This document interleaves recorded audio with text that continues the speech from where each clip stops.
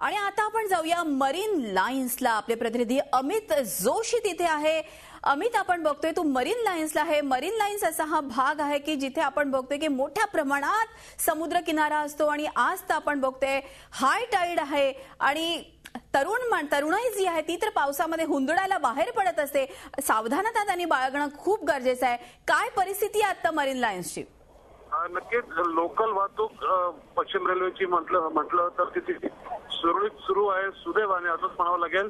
कारण पावसाची संततधार ही सकाळपासून कायम आहे. आणि विशेष गोष्ट म्हणजे मरीन लाईन रेल्वे स्टेशनच्या परिसरामध्ये, रेल्वे स्टेशनच्या बाहेर पाणी साचलेलं, विशेष करून जो पूर्व भाग त्या ठिकाणी जवळपास 1 ते 1.5 फूट पाणी साचलेलं आहे. त्याच्यामुळे जरी स्टेशनवरनं लोक जरी सुखरूप लोकलमधून वेळेत बाहेर जरी पडली असली तरी स्टेशनच्या बाहेर पडताना मात्र चांगला त्रास लोकांना सहन करावा लागत आहे.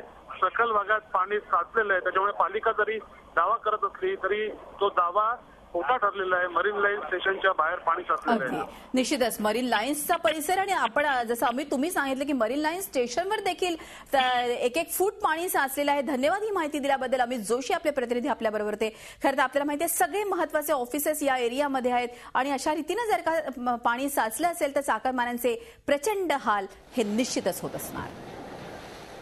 झी 24 तास एक पाऊल पुढे.